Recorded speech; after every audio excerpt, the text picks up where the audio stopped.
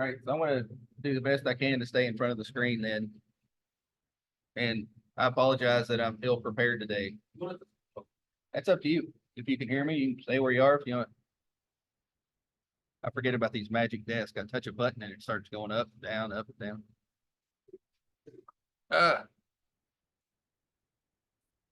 So it looks like today we're talking about follow-up. Right, so from what I've learned, I got a good friend of mine who keeps a picture on her wall that says the fortune is in the follow-up.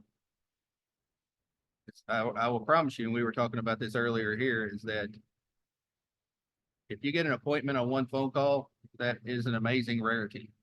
It takes an average of 7 contacts to get one appointment with someone. That may mean it take 3 with one, maybe 11 with another, but the average is going to be about 7 contacts to get one appointment. So we have to keep following up with people until they tell us to quit following up with them. And then you follow up with them one more time to make sure, right? All right, so you see the lead conversion process on the page, on the screen. I don't know if you all have your participants guide at all. So converting a lead to an appointment is a process that can happen quickly, although in some cases it can happen slowly. Shift tells us that consistently getting every possible appointment from the leads you generate isn't complicated, but it does require preparation, practice, and purposeful action. That's on page 86 of Shift. So then, so this starts at the top of the model with capture. So you got to capture the lead. And you must capture correct information and enough information to be able to contact the person.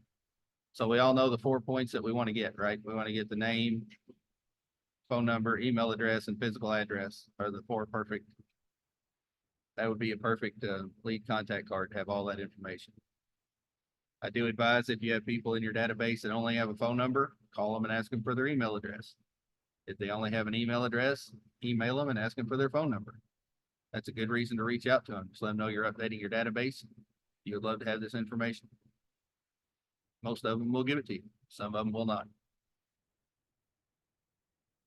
So then you move to connecting. Building a connection, gaining information, and building trust. Finally it ends with the closing for an appointment. Without the appointment, conversion hasn't happened. So does that make sense? You got to capture a lead, you got to connect to the lead, then you got to close the lead, but sometimes you're going to have to cultivate it for a minute before you close it. Very clear. Thank you. Class over. Thanks a lot. Appreciate it. So when the conversion step does not result in an appointment, what do you suppose you should do? What would happen next?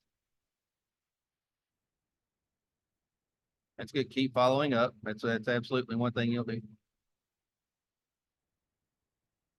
Yeah. Right. Yeah. Yeah. I would do that. Like even if it doesn't come to fruition quickly, what Teresa said was to at least put them on a monthly drip so you stay top of mind to them. Anybody else got a thought or anything around that?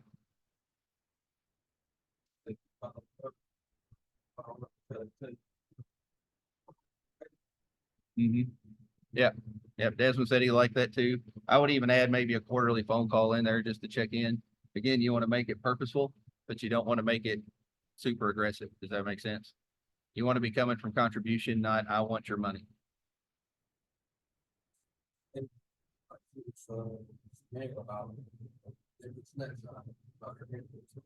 Yeah.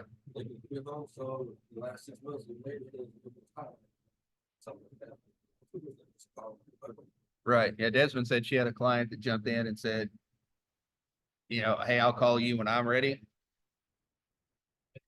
Yeah. Well, you got a high five. We got 3 on Zoom. You got to high five them too. Hold on. That's right. You got to look at Aaron for a second. I'm sorry. High five and you virtual high fives. You guys are all winners. You're here. You showed up. How you show up here is how you show up everywhere. Have a good day. There you go. Thank you. Class is over again. We're doing vision boards this morning. Then we'll make the call. All right. They do that every morning from 10 to 12. They make phone calls for 2 hours in that room. Yeah, so Desmond said he had a, like, for example, if you have a client that says, I'll call you when I'm ready, I may not put them on a phone call list, but I would keep them on an email drip like once a month, so you still stay top of mind. Maybe like a neighborhood nurture. Yeah, so with a smart plan, yeah, you could make 12 emails inside a smart plan. Like, for example, you would set it up, email 1, type out the email as you want it, and then you would set a 30-day span, and then email 2, and 30-day span, email 3, for example, and you'll pre-write 12 emails that go out and have 30-day break in between them. Yep. So well, that's a good point. So if something changes with them, you take them off of that smart plan and then put them on something else that you need. Because you can easily go into your contact and take them off of a smart plan. So like if somebody responded and said, hey, I'm ready to go now, you immediately jump into that contact card, stop that smart plan, and then put them on whatever smart plan you need to remind you to go forward in a different direction. Does that make sense? It's super easy to do that. All right, so after lead generation, lead conversion is the most business critical activity you must master. It's where the possible business that comes from lead generating activities can turn into probable business and ultimately into profitable business.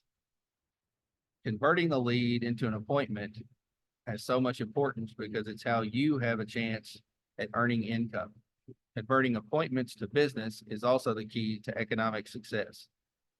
You'll learn more about converting the appointment to business starting on day 14 of Ignite, which we're on, I think, 11. So yeah, like in a couple of classes, they'll talk about that conversions. But it would be wise to track your conversion rates, like how many people I call to get one appointment. How many appointments do I have to get one listing contract? You know what I mean? Like, does every listing appointment I go on turn into a contract? Does every buyer consultation I have turn into a buyer contract? Which, if you haven't heard, buyer's agency agreements are going to be mandatory by July 1st. We will have classes around that starting in April. But conversion is a very important number to know to help plan your business going forward, because you need to know how many contacts you need to make to get that one appointment. Well, any ahas from that little bit there?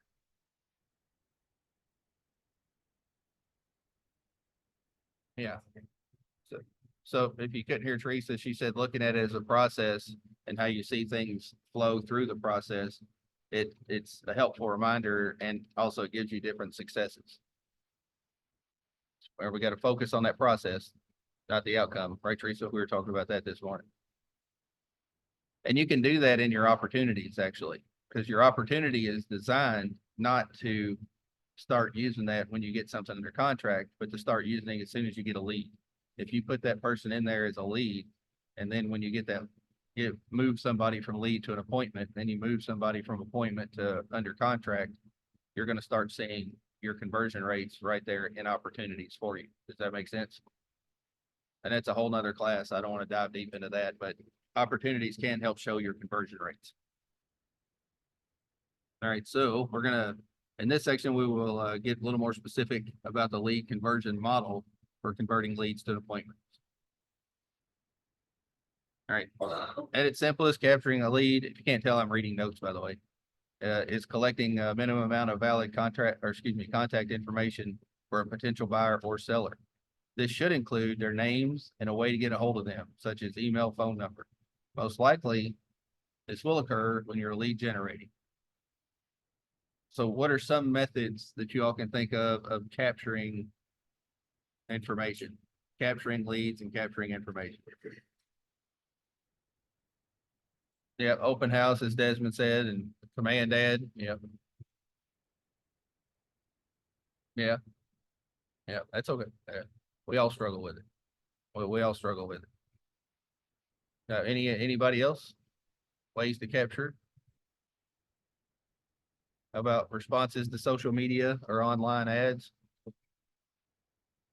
So like if you all do a social media post about real estate and people comment on it, you should always reply to their comment 100% of the time. At worst, if they like it, you should send them a DM. Hey, thanks for liking my post. I appreciate you helping me out a little bit. You know, don't DM them and say, hey, if you know anybody's buying or selling, come from contribution. Be grateful that they took their time to like your post or share your post if they do something. So you should always react to everybody that reacts to you. Mailers, flyers, maybe even for sale signs. When you get a sign in the yard, you're going to get phone calls from that sign. So those are many different ways to get information. Got to make sure I'm not missing any. Nope, nobody's chatting. Okay. All right. So when you are capturing, it is important to know what you're going to say before starting the conversation. So in the participants guide, there's some conversation frameworks to ask for contact information. So like, for example, if we were to need to contact you, what would that phone number be? Just simple conversations of asking to get information and phone numbers. If I found exactly what you're looking for, how can I contact you? You also want to know what's the best way. Some people prefer text, some people prefer phone calls, some people prefer emails. You want to find out what their best way to contact and most popular way to contact them is.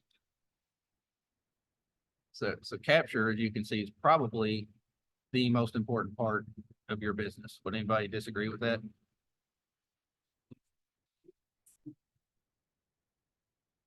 Yeah, well, so I think backwards, and I'm not arguing with you because converting is hugely important, but if you don't capture it, you can't convert it. Does that make sense? If you don't make that first phone call, you're never going to convert that lead. I say phone call again, guys, I'm old. That's the way I hear lead generate is phone calls. Stacy's got a helper there. It's cheating. She's got her ISA leaning on her shoulder. Her little kids, like you can't see it on the screen. She got her little girl's leaning on her shoulder, sitting in her lap right now. And Stacy, she's old enough to walk home from school by herself. It's fine. A little bit. Yeah, she's 3. She's little. She's not. But getting the lead and talking to people is the most important part of your business. The more people you contact, build relationships with, grow relationships with, the more business you will have. It is that simple. Not easy, but it's that simple. You just look at it as I'm trying just to make new friends. Makes it even easier. All I'm trying to do is help somebody. Makes it easy. If you come with that mindset, people will start flocking to you. Like they do James over there. He's not there right now, but we all know it. We all know it. Okay, the second step is to connect. Connecting is about laying the foundation for a working relationship. What is important during this step is to listen.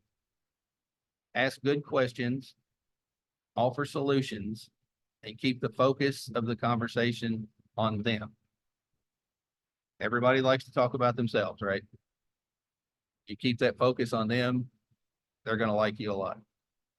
Listen is the most important thing that you can do. As my grandmother said many times after I talk too much, which I'm sure none of you can imagine me talking too much as a kid.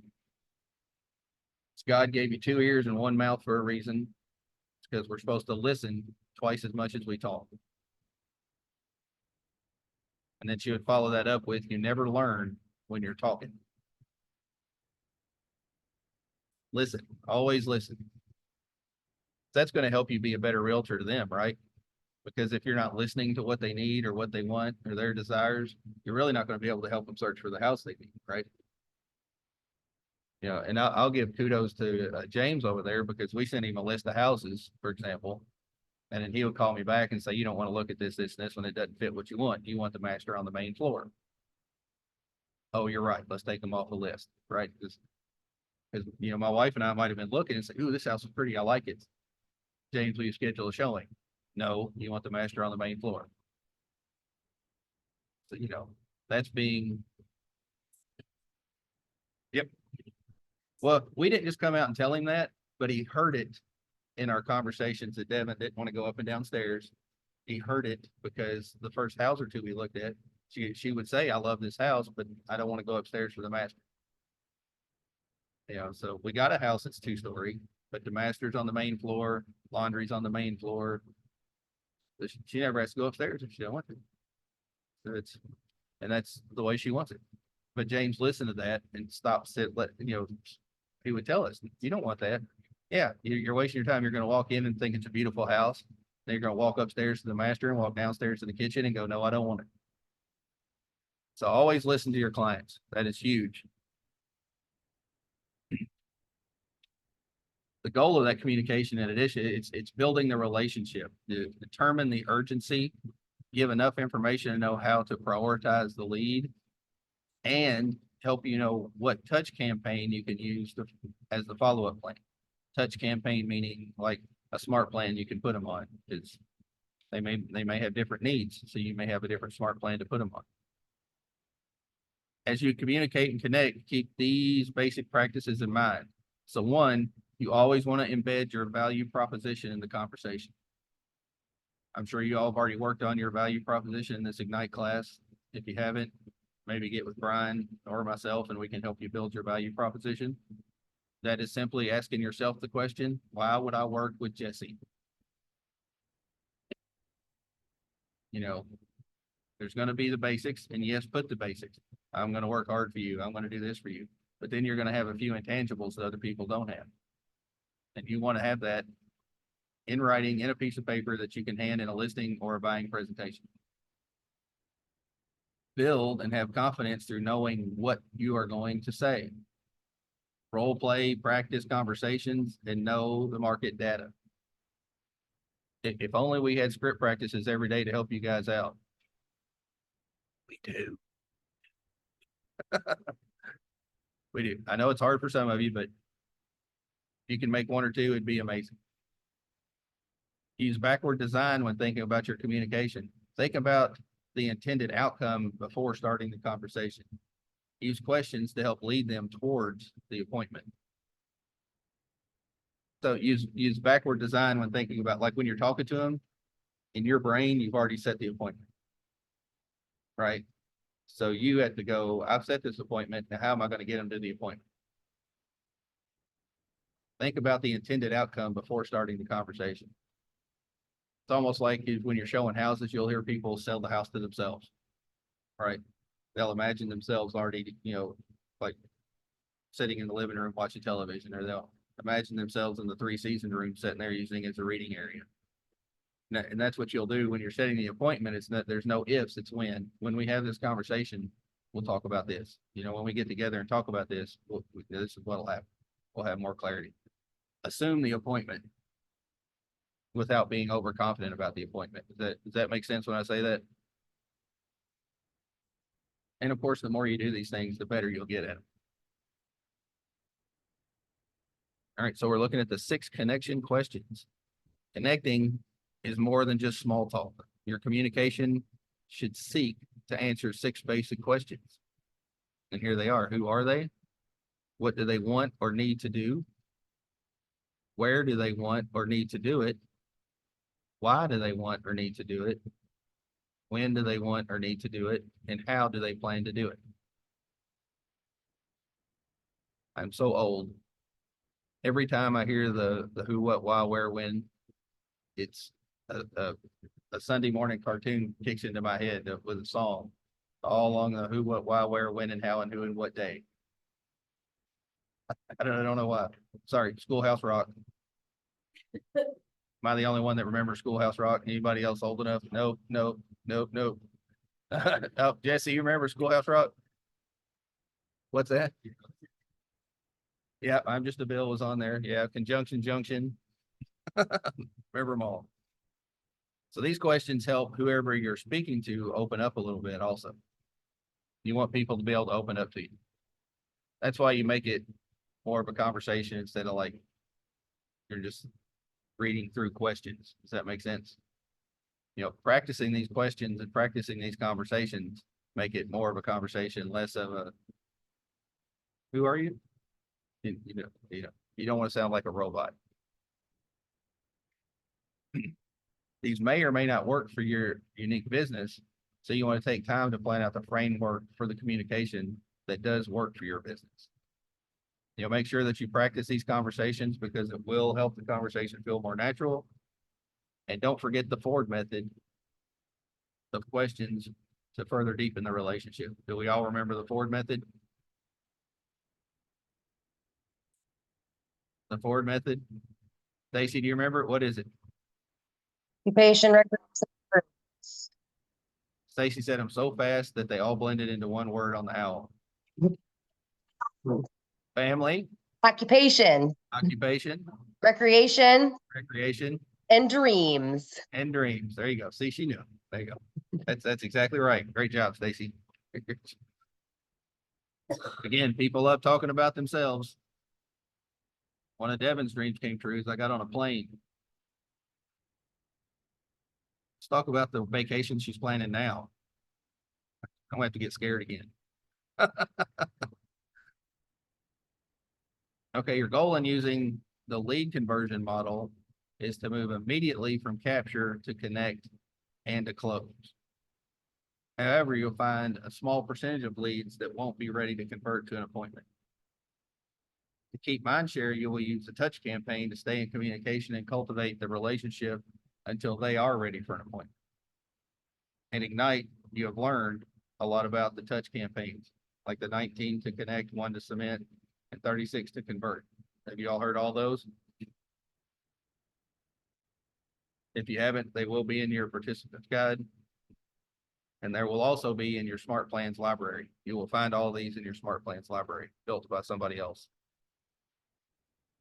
So you will leverage these to stay in close contact until you can get an appointment.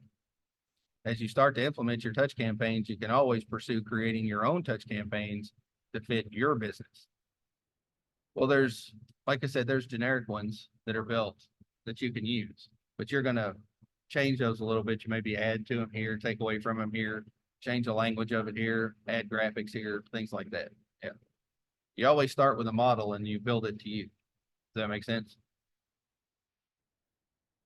Let's see. It's recommended that you start with the 3 that have been introduced until you have a solid understanding of how touch campaigns work and again, what works best for you. It's just, like I said, start with the model. It's already built. No sense in recreating the wheel. And then you think, I like this. I don't like this. I want to add this. And then you can change it as you like it. Does that make sense? Or is your assistant okay with that, Stacy? Okay, good. As long as the assistant's okay with it, I'm happy. So cultivation is the step in the model in which agents find themselves struggling. Why do you think agents struggle in the cultivation stage?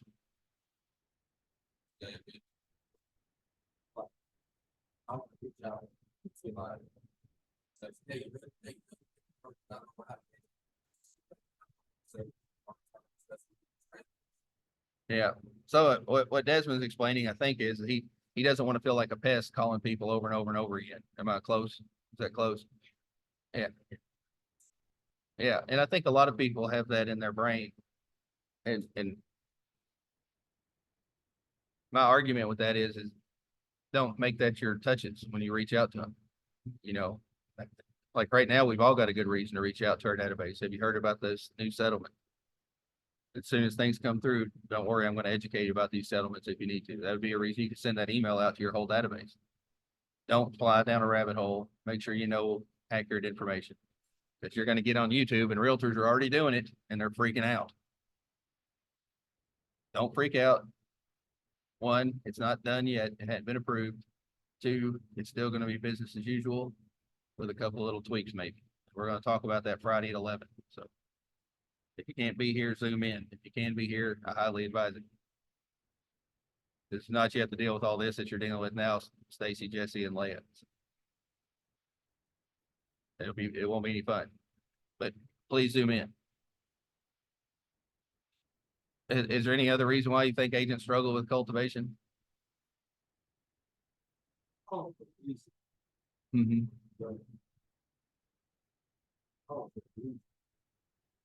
Yeah.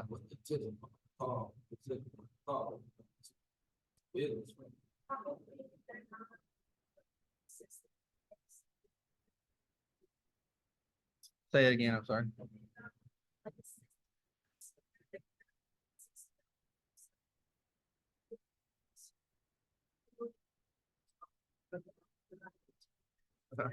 Right, well, and it doesn't have to be a phone call to cultivate. It can be emails, it can be a text message. You know, and just like you said, the system that you can get in place would be huge.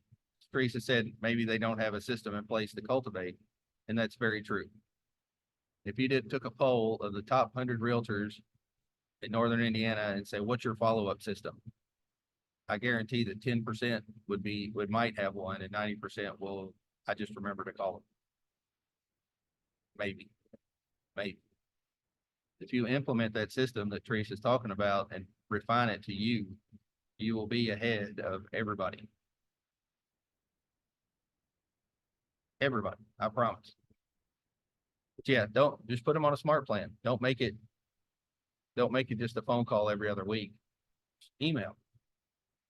Travis Cox had a great thing about emails. He said, every email I send, no matter what it's about, my subject line is Travis Cox, Realtor, Keller Williams, Louisville East. Everyone. Because even if they don't read it, they see Travis Cox, Realtor. Yeah. Yeah. All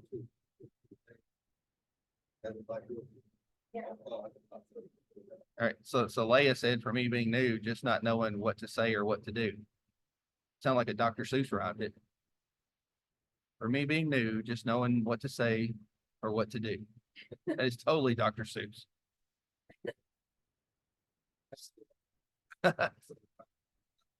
Right. So I'll ask you, how do you learn what to say? Scripts. You practice. Script. And Leah answered her own question. Script. That's exactly right. And if it's a struggle to get into script practice or to get into our Zooms on Tuesday, Thursday at 3:30, there's a wonderful book called Exactly What to Say and How to Say It. It's not a big book, and it'll help you a lot. Ben, I'm getting better at it. I know you are. Well, you're new.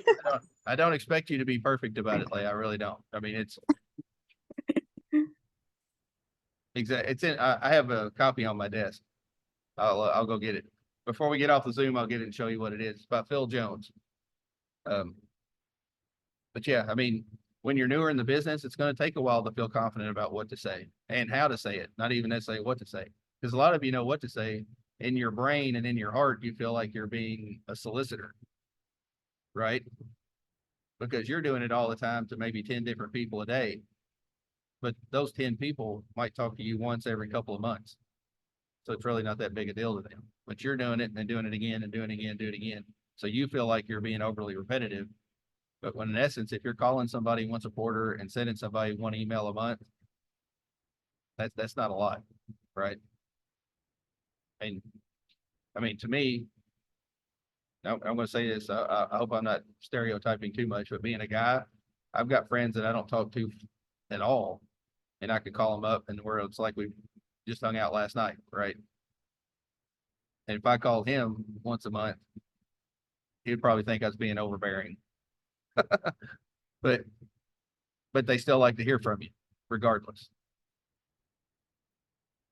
And when you come from contribution and you don't come and say, hey, you're going to list your house, hey, you want to buy a house, just reach out. How are things going?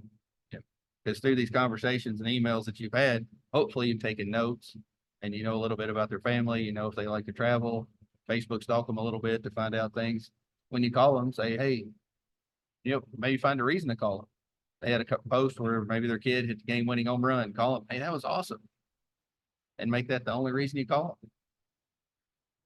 I love seeing posts like that. That was awesome. Just stay in touch. Come from contribution, not from I want to make money from you. Does that make sense, Leah? And I know Yes, sir. I know that we feel like we're doing it because we know our end game is for them to be a client. But when you make the process of that end game making a friend, then it's totally different mindset. Stacy, we made a couple of friends when we were door knocking, didn't we? What's that? Yes, we did. Was anybody rude to us, Stacy? No, it was shocking. Not at all. No, and there was a. Yeah, people don't get as rude face to face. You think they may say we're not interested, but they're not going to be rude, and that's True. fine as long as they see you and they take your information. I'm Stacy. I'm a realtor here. Everything else is icing, but you got to do it again. Got to keep doing it. We did it in her neighborhood because she wanted to be the face for her neighborhood for real estate, which I'm sure anywhere you all live, you don't want to see anybody else's sign in their yard but yours, right?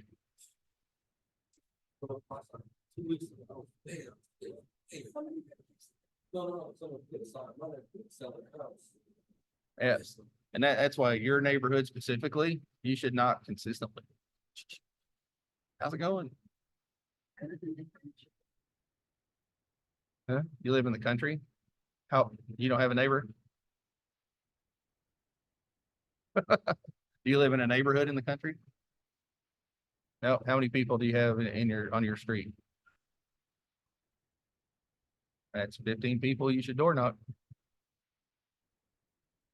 It's not, hey, I live up the road. If you ever need anything.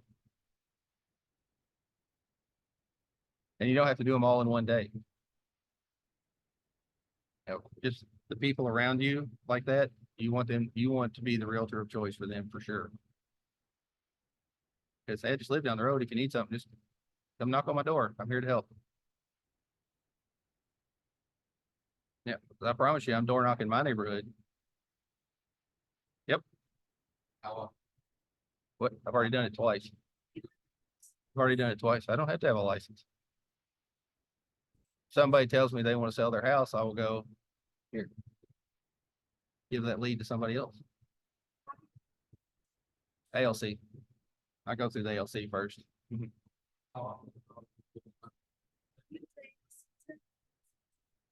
ALC, yeah, when we get leads, office leads, they typically go to the ALC first.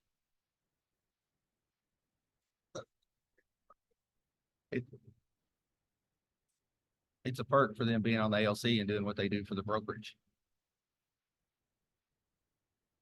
And truth be told, they might get 2 a year, maybe. But they spend a lot of time helping the brokerage. The value proposition. But you're going to be on a lead platform where you have a potential to get 10 a month. Right? So same thing. But if I get a lead in Columbia City or Warsaw, then they're probably going to go to people closer to the lead. If I get a lead in Fort Wayne, they're going to go to the ALC. I've done it twice. I've lived there. When did we close, James? January 16th, something like that. He's supposed to remember it. And yeah, he erased it all. It was middle of January. I went and knocked, introduced myself, and a warm day in February, and I've already done it once this month.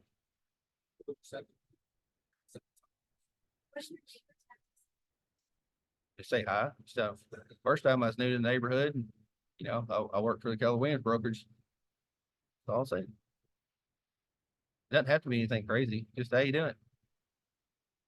Right, Stacy? It was easy, wasn't it? Just how you doing?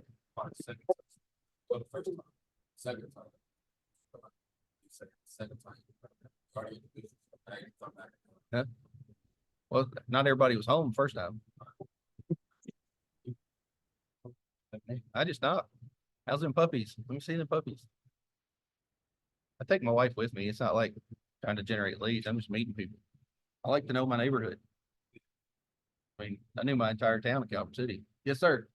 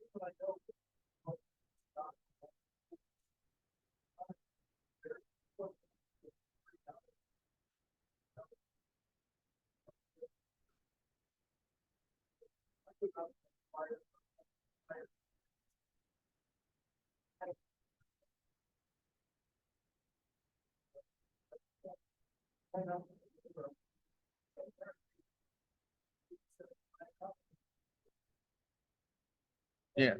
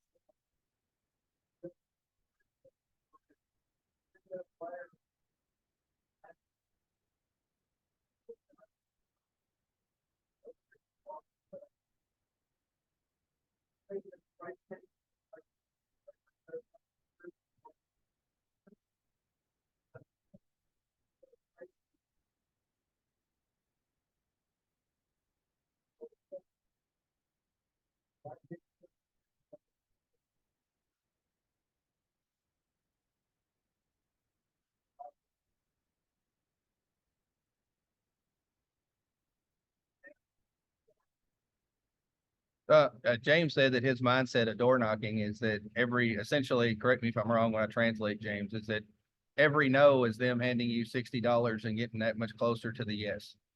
Because if you figure that if you knock on 100 doors and you get one listing, that one listing's worth $6,000 in commission.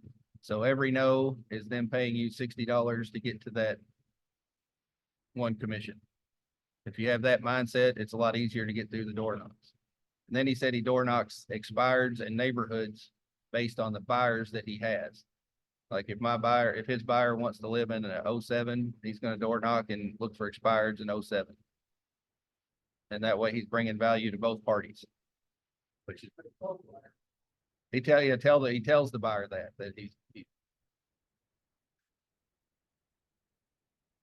yeah. So he would let the buyer know that he's door knocking in the neighborhoods that they want to live in. Does that make sense? So that would be an extra value proposition that I bet a lot of realtors don't have.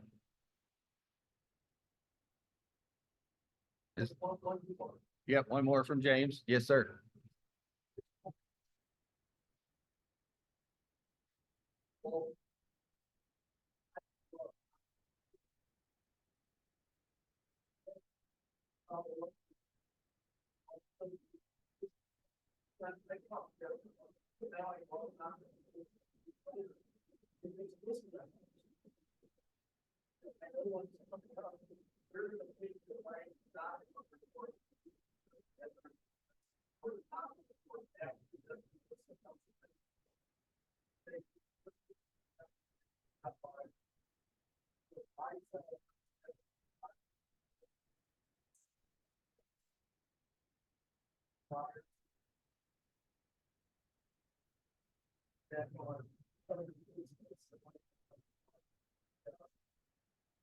So you're saying you door knock a neighborhood that, for example, Desmond is listing a house in before the sign goes in the yard?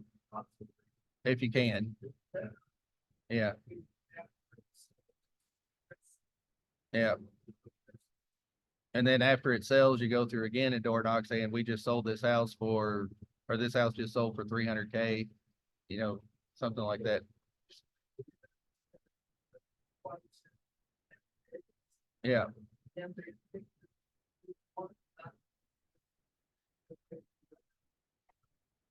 Yeah. Yeah. So yeah, what he's saying is if Desmond's got a listing in a neighborhood, before the sign goes up, he should door knock the neighborhood, introducing himself and offering value as far as the CMA. And then he puts his listing sign up. And then when it sells, he door knocks again saying, hey, I just sold this one. And as James said, it gives the mindset to the neighborhood that Desmond door knocked the neighborhood. He found a listing from door knocking. He sold it, and the value of the house is a lot higher than a lot of people thought. So they're going to trigger in their brain that Desmond was the reason for this. Am I close? I'm translating because they can't hear you on Zoom.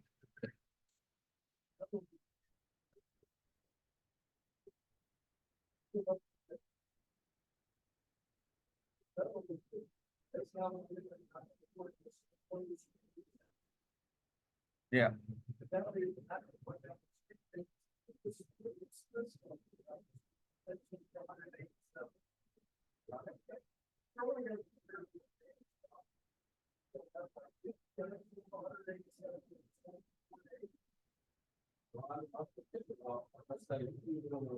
Not before the sign up, so you should the first time in the neighborhood. I always take my neighborhood snapshot. So after the last 6 months or last year, it's beautiful homes and sold, the last 4 homes sold in the neighborhood. Every single one sold. So now we can just say it again.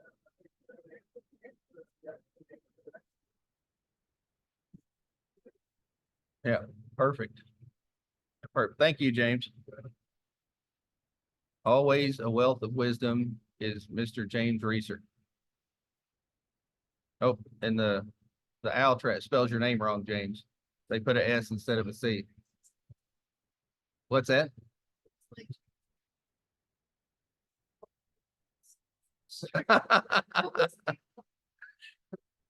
Unfortunately, there's more than that. All right, so closing is when you actually ask for the appointment. I will say this is another hard part. People like to talk, people like to have conversations, but when it gets to the point that you have to ask for business, is a lot of times people struggle because they assume that you're going to have a conversation and the potential client's just going to go, hey, why don't you just come over to my house on Tuesday and we'll work this out. That's not going to happen most of the time. Most of the time, you're going to have to say, hey, when can we get together, have a conversation about the next home you're going to buy, or when are we going to get together and talk about getting your house on the market? You're going to have to ask for that business at some point. Oh, so this is like the first call I made to, I was talking with this. I do that just because of like. Right. I was a buyer in that. And it's great when you talk, I'm actually doing on that basis right now. Get able to sort of conversation. Like sometime.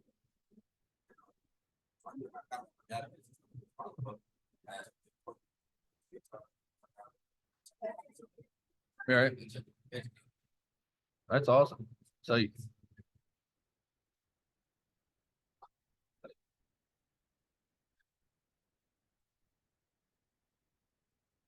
so you called an expired listing? Is that what it was, or?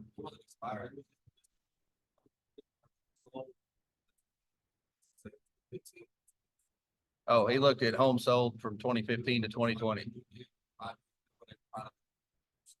Uh-huh. I got you. Yeah. And so Desmond reached out to people that bought houses like 7 to 10 years ago to see if they're ready to transition to a new house. Statistically, everybody buys or sells every 7 to 10 years, just so you know. That's why everybody in your database is a potential buyer or seller. Maybe not today, but down the road. And the bigger your database, the more potential buyer sellers that you have. So again, let me go back to my notes so I get backwards on myself. So asking for the appointment, think of it in this framework. You're concluding one conversation and seeing if there is a new one that can take place. It is your responsibility to ask for the appointment. Just like the touches you use to stay in emotional proximity have varying degrees of effectiveness, so does the format in which you ask for the close. You could ask in a text message, in an email, on a phone, or in person. Which formats do you think are the strongest or most effective? Which one? In person or on the phone? Yeah, anybody think something different than in person or on the phone? Yeah, Leah said in person also. I would agree. I would think text message would probably be the weakest. Or email might be the weakest because that's less seen. Text message. People see text messages more often than they do emails. But I think in person's the most effective. On the phone would be the next most effective. The least effective, it says, are in writing. Text message, emails we talked about. The most effective are phone calls and in person, which it's pretty easy to see. Is even, even though we have more technology, it's amazing. They talked about this at family reunion, is that people still find houses in the same amount of time as they did. It takes them the same amount of time to find a house as it did 10 years ago. You heard that one too, Stacy, when you were there? I thought that was kind of crazy. Even with all the technology we have, people are not finding their homes any faster. They're finding them differently, but they're not finding them any faster. So when you are setting the appointment, what are the important elements to schedule? When you're setting the appointment, what are the important elements to schedule? I'm sorry? What do I mean by that? Well, of course, time, place, things like that. So like it says here, it says, you're not just looking for a yes as a response and asking for the appointment. As soon as you get the yes, you should immediately schedule the appointment at everyone's earliest convenience. This means date, time, and location. One thing to keep in mind is the location. So I'll talk about that a little bit more in the transaction section when we cover buyer and seller consultations in depth. One thing to always keep in mind is safety. Always keep safety in mind when you're out there. And the conversations we have around this too is when somebody says, yes, I want to have an appointment, you don't say, when is good for you? That's terrible, because what they're going to say is to Stacy, it's 10:30 on Friday. And then what's Stacy going to say? No. Yeah, yeah. Stacy's got dance that day with her daughter, so she knows that she can't do it. You give them available times in your schedule. This is very important, and I might be jumping ahead, but if Teresa said, yeah, I want to meet to talk about this, your next thing should be pulling your calendar up and say, so is Thursday at 4 good or Friday at 2 o'clock? Which one's best for you? Because then you're working around your schedule, but giving them power of your vacancies. Does that make sense? You just leave it wide open, I guarantee you they're going to give you a time that you're already busy and you're going to have to tell them no. And you don't want to have to tell people no. Now you can negotiate around the times once you've given them, because they may say those 2 times don't work. What else do you have available? Does that make sense? There's a small chance you may have to rearrange your schedule, but if you keep your boundaries right, you'll be just fine.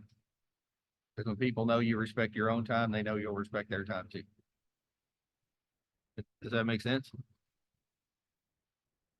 In the end, if they can meet and have a good enough reason to meet, they will meet. If they don't, they won't, and that's okay. You really don't care what their answer is ultimately.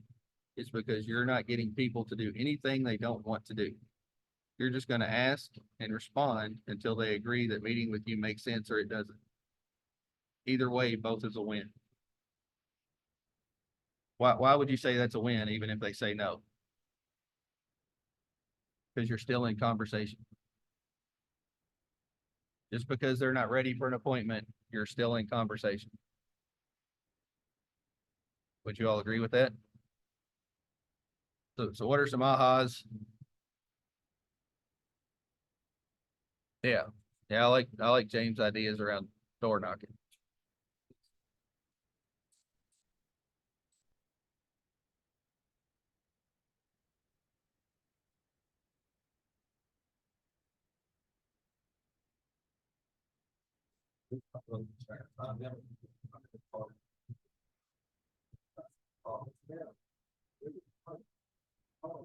Yeah.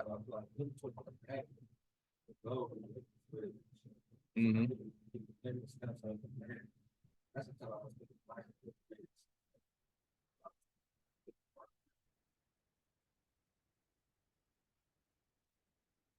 So Desmond's saying he really liked James' ideas around the door knocking and the why on the where.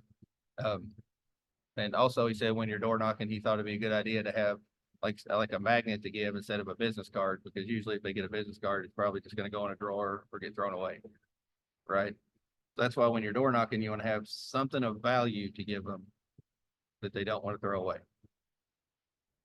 Does that make sense? Or a reason to at least remember you positively. Any other ahas? Stacy, what do you got? Literally asking for the appointment. I realized with working with Brian that I was not very good at that. I was not bold enough to do that. And we just kind of tweaked some of my verbiage and I started getting appointments. It's kind of crazy, honestly. Yeah. Yeah.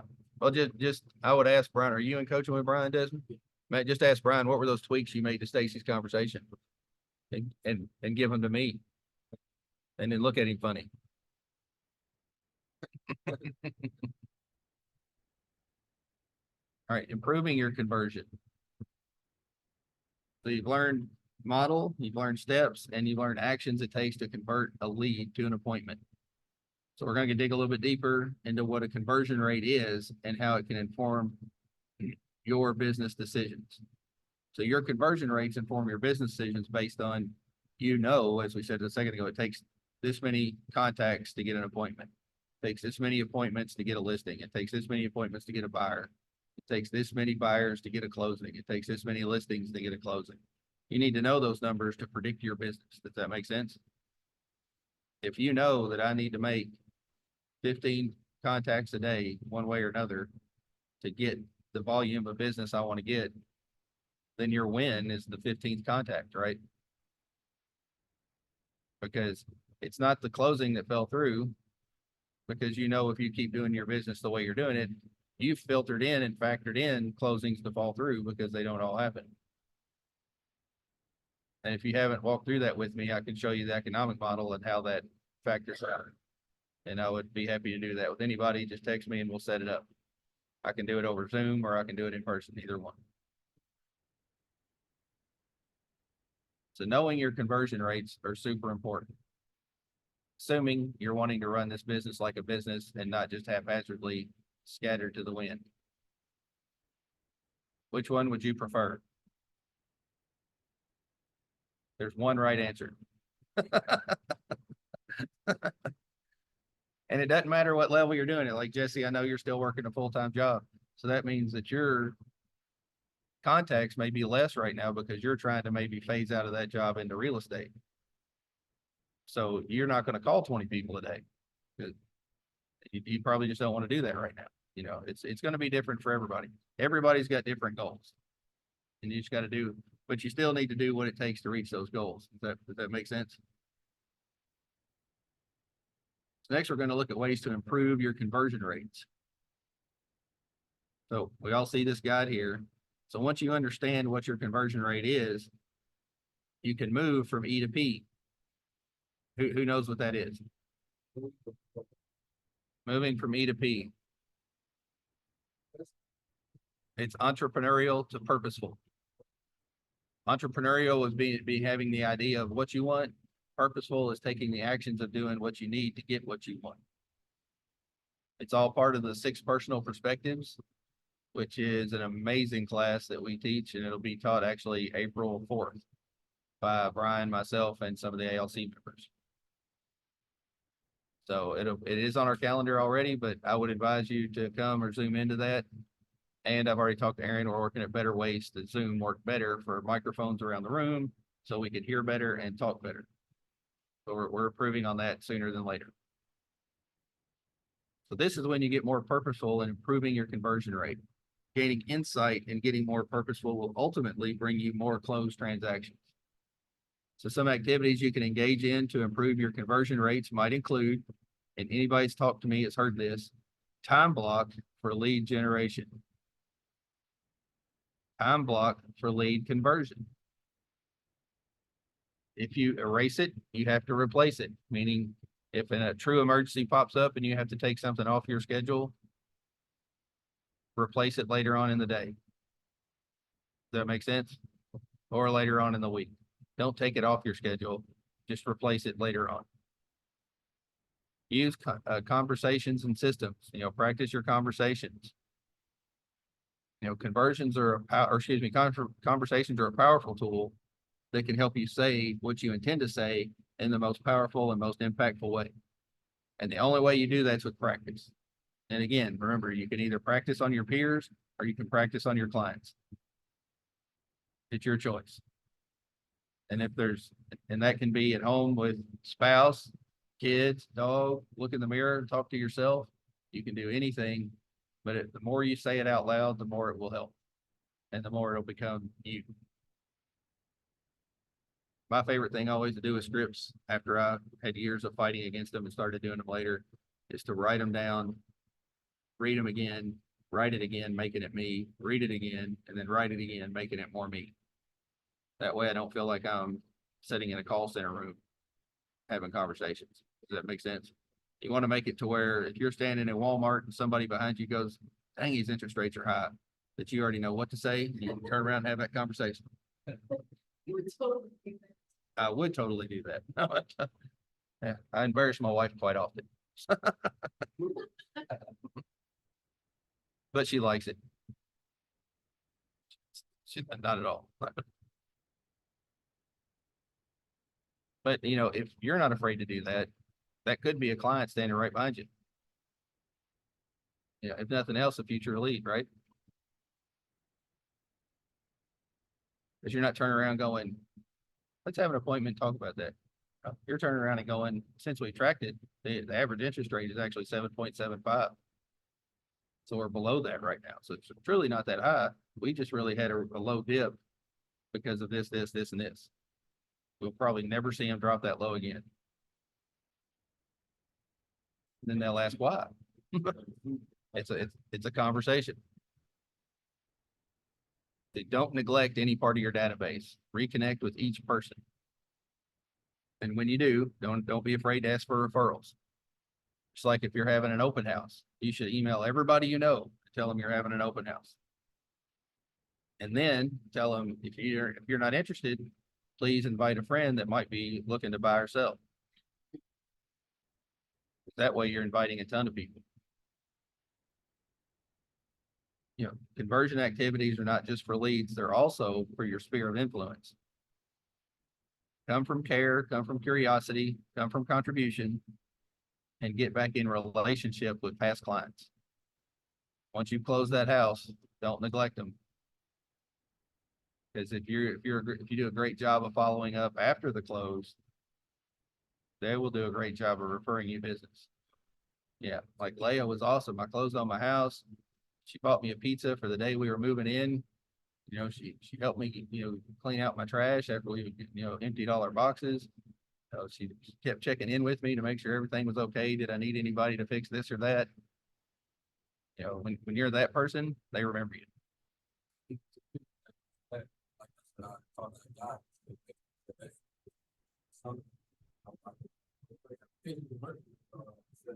Well, I do have a baby. She's about 3 years. I haven't talked to her since. Yeah. So, And then what I would have said is then you don't have an agent. What Desmond said was, yeah, he called somebody that sold a house bought a house a while back that was renovating it to sell it. And he asked if they had an agent, and he said, well, I had an agent that I've used to buy this house three years ago, but I hadn't heard from him since. So what I told Desmond to say is, then you don't have an agent. Right. Right, well, let me come over and show you what an agent is. No, I wouldn't say it, don't say that. Don't say that. But that's all about the follow-up. Follow-up is not just to get an appointment. Follow-up is about staying in contact even after a close, even after a deal goes sour, stay in contact. You know, because it's not the end of the world. They still need help, even though that deal went sour, right? We got to be the voice of calm. Know who to prioritize. In an upcoming session in the lead follow-up segment, you will learn how to prioritize potential clients. Prioritize converting those qualified leads while still working on the rest of your database. So there's people you need to touch weekly. There's people you need to touch monthly. Does that make sense? You want to know who those are. Every lead has the potential to turn into business. And as you've already heard, there are no bad leads. With the lead conversion model, you have learned to capture the appropriate information so you can connect with the lead. You have learned to connect to assess their needs and establish a relationship. You've learned to cultivate the relationship. You know, not all people will convert directly to an appointment, so use touch campaigns to stay top of mind. And then close by asking for the appointment. You are in control of the ask. No one else is. It's up to you to ask. If you wait for them, somebody else will ask. And remember, if you're not reaching out to your database in your sphere, somebody else is. How bad would it be if your aunt or uncle put somebody else's sign in the yard? It will happen. It will happen. It's, you know, if they only see you at Christmas and Thanksgiving, they don't remember you're a realtor. Always got to stay in touch with your sphere also. All right, any ahas?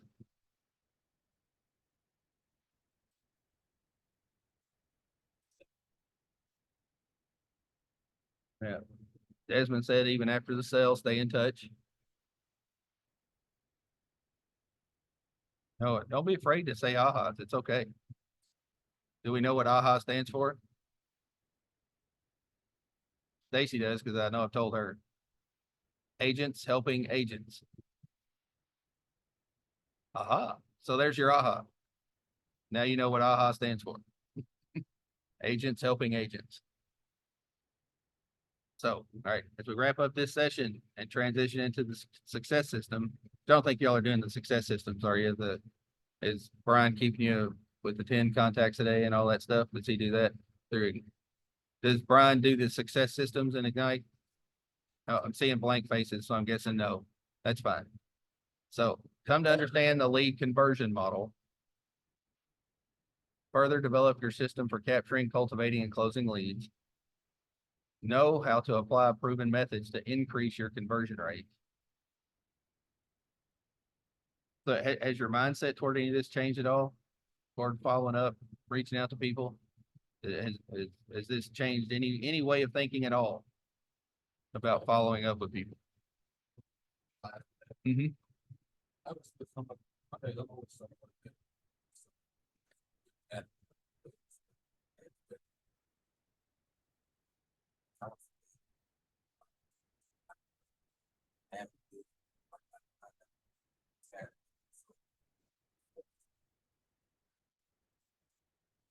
Yeah, good. Well, Desmond said he gets really motivated coming into Mondays to these Ignite classes, which is good. I think that's awesome.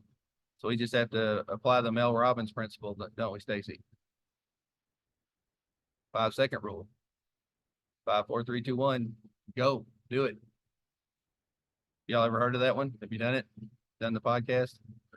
Yeah. It's an amazing thing. You start talking yourself out of stuff like we always do. I do it all the time. Terrible.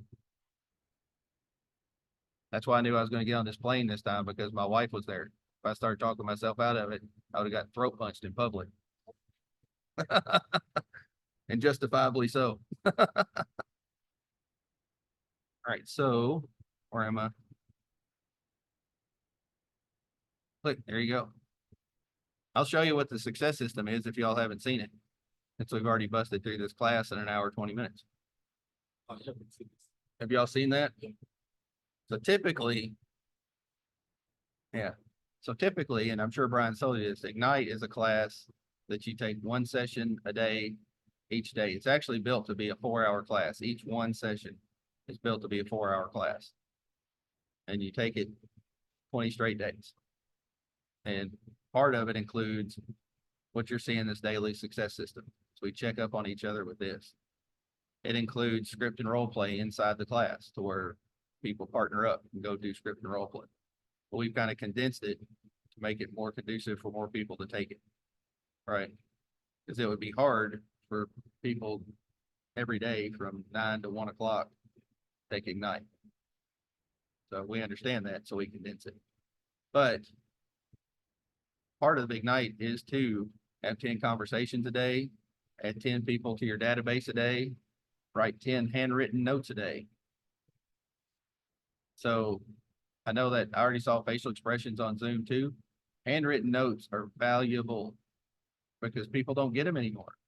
They think, man, they took the time to write me a note. That's, even if it's just a little thank you card. Thank you for your time today. Here. And that could be a note of gratitude to your family, your friends, your coworkers, anything. Just handwritten notes. A 10-5-1 social media engagement. And then enrichments, which is you just, if I remember correctly, that's you motivating yourself. You're giving yourself affirmations, things like that, just to grow yourself. But it's something that through Ignite, as the class is designed, is you're supposed to do that every day, except Saturday and Sunday. Not really hard to have 10 conversations a day when you include, you can do them on your DMs at Facebook. It's who does not play on Facebook at least 30 minutes a day? Raise your hand. Then I'm going to tell you your line. We're all guilty of it. Facebook, TikTok, Instagram, whatever you like to do, we all do it. Why not be purposeful with it? You know, Teresa and I had this conversation this morning. Send 5 or 6 DMs to people, you know, make a post about real estate every day. And then when people comment on it, like we said earlier, appreciate the comment or reply to the comment all the time. Thank them for liking your post. If they ever share your post, thank you.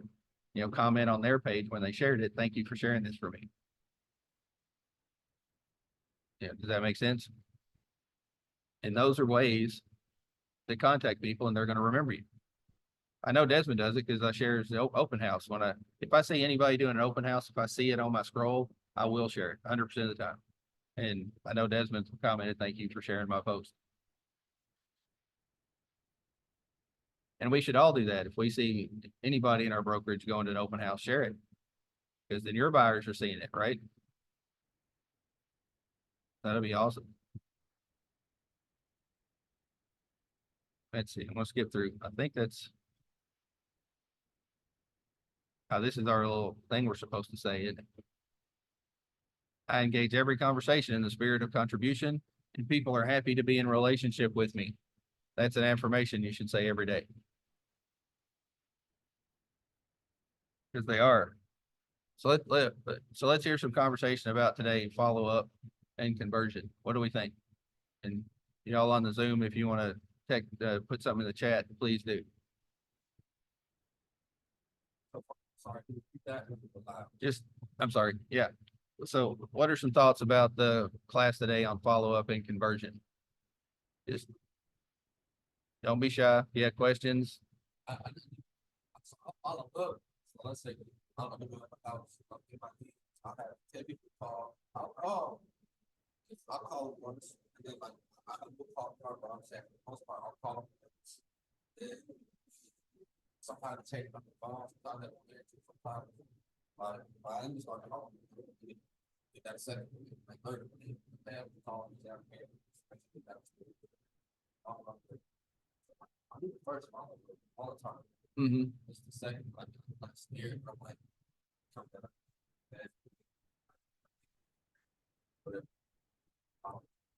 So I want to ask you a question on that, Martha. Do you always answer the phone when people call you? 9 times out of 10, and since I got into real estate, like if the sales calls, I put the answer to the phone. So notes, like someone was talking, trying to sell the, it was, what's the real estate magazine? Yeah. They called me, they gave me like, Greg said it's pitch too, it was like a Saturday afternoon too, and I told them, hey, how you been doing this? Long time. Yeah, yeah. Yeah, that's a good thing. But a lot of people don't answer the phone. I don't answer the phone all the time. But I do, when my picture pops up, that picture pops up.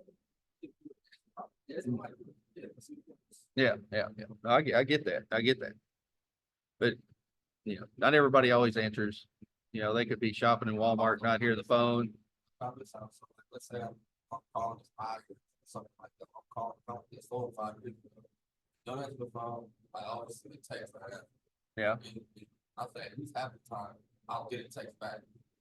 So they might be worried. Mhm. They might be busy at the time, they will take it back, hey, I'm using that about to pump on 4 or 5 days, that's all I'll say. Boom. Oh, yeah, so last year expired. something like that. And I think the text is the new voicemail in it. I think the text. if they don't answer the phone, I think it's probably like second, third, probably. Keep following up until they tell you no. Hey, I missed one thing, yeah, it's fine. And the best thing you can do is take notes in command. Go put notes on the contact cards. Like if you're calling through a list, like you said you do, have that list pulled up on your computer or even your phone. Because like we all know that in the command app, if you go to the command app and press call or text from the contact in command app, it adds it for you, or it'll ask you to add the activity when you're done.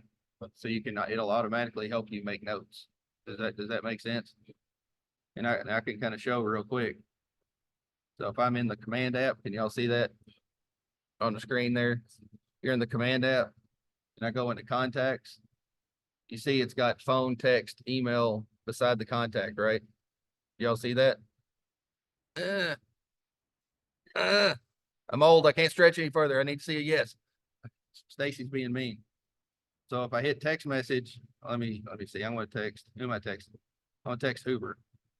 So if I hit text message, it pops up this. Now I have a Twilio account, so it gives me the option of using Twilio or my device or WhatsApp. So I'm going to hit use my device. And then it goes straight to Aaron Hoover's text group, right?